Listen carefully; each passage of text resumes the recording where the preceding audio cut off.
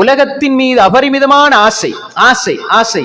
உலகத்தில் நான் என்னுடைய தொழுகை சீராக இருக்கிறதா, இபாதத் சீராக இருக்கிறதா, என்னுடைய குர்ஆன் சீராக இருக்கிறதா, என்னுடைய வாழ்க்கையினுடைய ஒழுங்கு சீராக இருக்கிறதா, ஹலால் ஹராம் சீராக இருக்கிறதா, வியாபார நடவடிக்கைகள் சீராக இருக்கிறதா, நான் மறுமைக்காக வாழ வேண்டுமே, சொர்க்கம் செல்ல வேண்டுமே, அல்லாஹுவை பார்க்க வேண்டுமே, அந்த இன்பத்தை அனுபவிக்க வேண்டுமே, அல்லாஹுடைய தூதரோடு இருக்க வேண்டுமே, சஹாபாக்களோடு சொர்க்கத்தில் இருக்க வேண்டுமே, அல்லாஹுடைய தூதரோடு சொர்க்கத்தில் இருக்க வேண்டுமே என்ற ஆசைகள் எல்லாம் போய் நாளைக்கு எவ்வளவு, நாளைக்கு எவ்வளவு, நாளை மறுதினம் எவ்வளவு, நாளை மறுதினம் எவ்வளவு, காசு காசு காசு என்ற ஹுப்பு துனியா உங்களிடம் இருந்தால், அதே போன்று அது மட்டுமல்ல வகராஹியத்துல் மவுத், மரணத்தை பற்றிய வெறுப்பு, மரணம் வரும் வரை இந்த ஆசை ஆட்சி செஞ்சு கொண்டே இருக்கும்.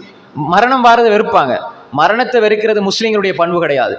மரணத்தை ஞாபகப்படுத்துறது இபாதத். அக்ஸிரு திக்ரஹாதிமில் லத்தாத், இன்பங்களை தகர்த்தறியக்கூடிய மரணத்தினுடைய சிந்தனையை அதிகப்படுத்துங்கள், அது இபாதா.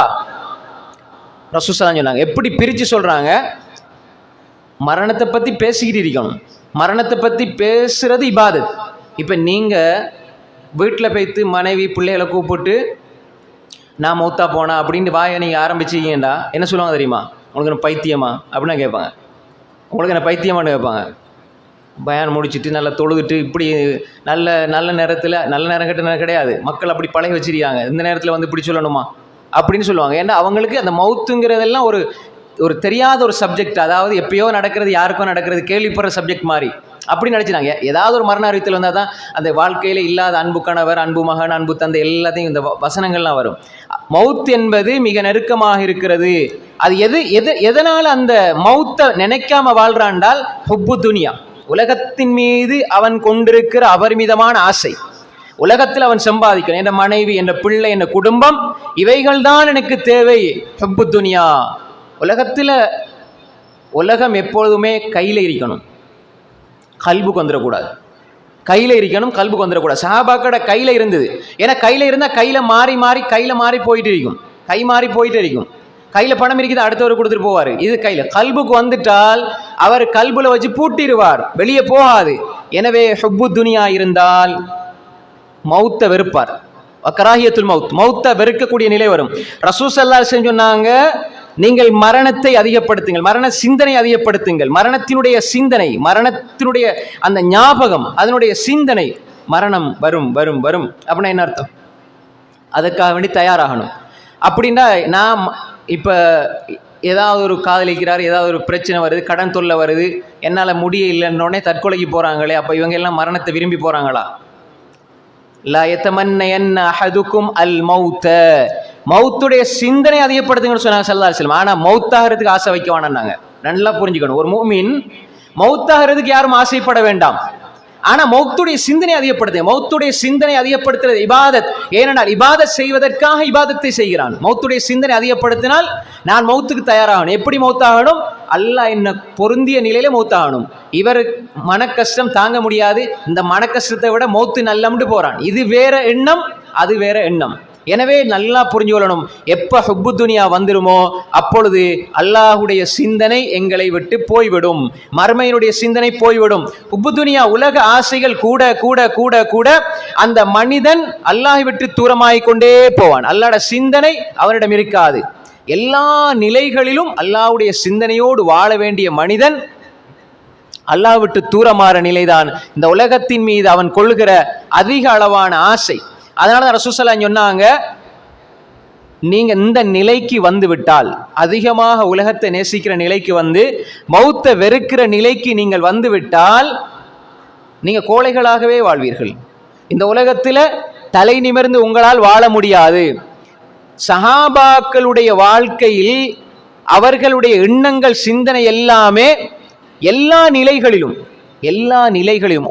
ஒரு 5 வயசு புள்ள, ஒரு 10 வயசு புள்ள, ஒரு 15 வயசு, 20 வயசு புள்ள மௌத்தா போனாலும் அந்த தாய்க்கு இருந்த சிந்தனை என்ன தெரியுமா? இன்னும் எவ்வளோ காலம் வாழ வேண்டிய புள்ள, நீ எவ்வளோ காலம் வாழ வேண்டிய புள்ள, அநியாயமா மௌத்தா போயிடுது. அப்படித்தான் நம்ம யோசிப்போம். எங்கேயாவது ஒரு நாட்டில் பச்சிலம் பாலகள் கொண்டு குவிக்கப்படுகிறார்கள், எங்கட மாத்திய சடவாத சிந்தனை உடனே போகும், இன்னும் 60 வருஷம் வாழ்ந்தா எப்படி அப்படின்ட்டு. ஆனால் உண்மையில் அந்த ஈமானிய பார்வை எப்படி இருக்குமெண்டா, மூமின்கள் எப்படி பார்ப்பாங்க தெரியுமா? ஒரு வயசாளியை பார்த்தா எப்படி பார்ப்பாங்க? இவர் வயசில் மூத்தவர், என்னை விட எவ்வளோ இபாதத் செஞ்சிருப்பார், எவ்வளோ நல்லமல் செஞ்சிருப்பார்னு பார்ப்பாங்க. சின்ன பிள்ளைய பார்த்தா என்ன நினைப்பாங்க தெரியுமா?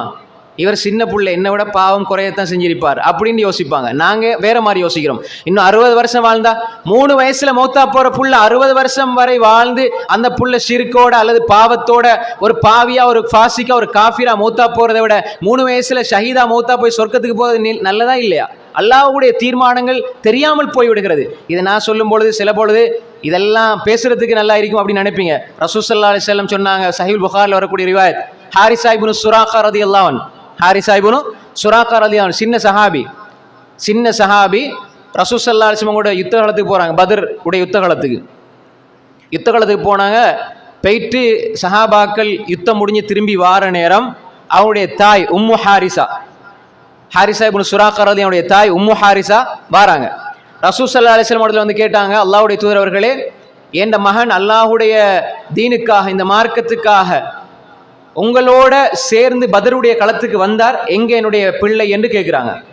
இப்போ கேட்டோன்னே ரசூல் ஸல்லல்லாஹு அலைஹி வஸல்லம் அந்த பிள்ளை எங்க என்று இந்த தாயினுடைய கேள்வி, தாய் சொல்றாங்க, நீங்க எங்க அந்த பிள்ளை சொர்க்கத்தில் இருந்தால், ஏன்னா ரசூல் ஸல்லல்லாஹு அலைஹி வஸல்லம் வார நேரம் அவங்கள காண இல்லை. இப்போ ரசூல்லா கடைசியாக வராங்க, இதுக்கப்புறம் யாரும் வரமாட்டாங்க. அப்போ அவங்களுக்கு தெரியும் புள்ள வஃபாத் ஆயிருச்சுண்டு. அப்போ அந்த தாய் கேட்குறாங்க, சின்ன புள்ள ஒரு 12-20 அந்த வயசுக்குள்ள உள்ள புள்ள ஹாரிஸா இப்னு சுராகா ரலியல்லாஹு அன்ஹு. அப்போ ரசூல் ஸல்லல்லாஹு அலைஹி வஸல்லம் அந்த தாய் கேட்டாங்க, அல்லாஹ்வுடைய தூதர் அவர்களே, என்னுடைய மகன் எங்கே ஹாரிஸா? ரசூல் ஸல்லல்லாஹு அலைஹி வஸல்லம் இடத்துல சொல்லி போட்டு இன்னொரு விஷயத்தை சொன்னாங்க, அந்த பிள்ளை சொர்க்கத்தில் இருந்தால் சரி, நல்லது கிடைச்சா சரி, அப்படி இல்லைன்னா நான் அழுது தேம்பி ஒப்பாரி வைப்பேன்னு சொன்னாங்க. இப்போ நமக்கு ஒரு யோசனை வரும், ஒரு சஹாபி பெண்மணி இதை எப்படி ஒப்பாரி வைப்பாங்க? நீ ஹதீஸ் எடுத்து அப்படி தான் வரும். இஸ்தஹத்து அலைஹி ஃபில் புக்கான்னு வருது. அதாவது நான் அதிகமாக அழுவேன், தேம்பி அழுவேன் என்று சொன்னாங்க. அது இது ஒப்பாரி என்பது தடுக்கப்படுவதற்கு முன்னால் நிகழ்ந்த ஒரு நிகழ்வு. அப்படி சொல்ற நேரம் ரசூல் ஸல்லல்லாஹு அலைஹி வஸல்லம் சொன்னாங்க, அந்த மகன், உங்களோட மகன் ஹாரிஸா சொர்க்கத்தில் அல்ல, இன்னஹா ஜினான், ஒரு சொர்க்கம் அல்ல பல சொர்க்கங்களை பெற்றுக்கொண்டால், இன்ன ஹாரிஸா கத் அஸாபல் ஃபிர்தௌஸ், உங்களோட மகன் ஹாரிஸா, உம்மா உயிரோட, உங்களோட மகன் ஹாரிஸா ஃபிர்தௌஸ்ல இருக்கிறார். இப்போ எங்கே இருக்கிறார்? ஃபிர்தௌஸ்ல. அப்போ தாய் வயசு பிள்ளைக்கு வயசு 10, 12, 20 இதுக்குள்ளன்னு வச்சுக்கோங்க. அப்போ இந்த புள்ள இன்னும் வாழ்ந்திருக்கலாமே, 30 வருஷம் வாழ்ந்திருக்கலாமே, 40 வருஷம் வாழ்ந்திருக்கலாமே. அந்த தாய் சொன்னது, புள்ள சொர்க்கத்தில் இருந்தால் சரி, அப்படி இல்லைன்னா நான் தேம்பி அழுவேன், அவருக்காக கஷ்டப்பட்டு நான் அழுது ஒப்பாரி வைப்பேன்னு சொல்றாங்க. ஏன் சொன்னாங்க? ஏண்ட பிள்ளை மௌத்தானாலும் பரவாயில்லை, அவன் எங்கே இருக்கிறான் என்பது எனக்கு தெரியணும். ரசூலா சொன்னாங்க என்ன? இன்னஹா ஜினான், உங்களோட மகன், உங்களோட பிள்ளை அஸாபல் ஃபிர்தௌஸ் என்ற சொர்க்கத்தை அடைந்து கொண்டார். அதனால தான் அல்லாஹ்விடத்தில் ஒன்றை கேட்பதாக இருந்தால், இன்னொரு வாயத்தில் நீங்க அல்லாஹ்விடத்தில் சொர்க்கத்தை கேட்பதாக இருந்தால் நீங்க ஃபிர்தௌஸ் கேளுங்கன்னு சொன்னாங்க. அப்ப அந்த பிள்ளை சொர்க்கத்திலே இருக்கிறது. அப்ப அந்த தாய் மகிழ்ச்சியோட போறாங்க. இந்த மகிழ்ச்சி எங்கே இருந்து வருது? இந்த மகிழ்ச்சி எங்கே இருந்து வருது என்று சொன்னால், ஹுப்பு துனியாவில் அந்த மகிழ்ச்சி வராது. என் புள்ள 30 வயசுல போயிருச்சு, 20 வயசுல போயிருச்சு, சில பொழுது பாவத்தோடு போனா நீங்க கவலைப்படுங்க. நன்மையோட, நல்ல இபாதத்தோட, நல்ல வணக்கத்தோட, நல்ல வழிபாட்டோட ஒருவர் மரணித்தால் அவங்க அடுத்த நொடி அல்லாஹ்வுடைய அந்த பர்ஸகுடைய வாழ்க்கை, சொர்க்க வாழ்க்கைக்கு போயிடுவாங்க. ஆனா கவலைப்பட வேண்டிய அவசியமே கிடையாது.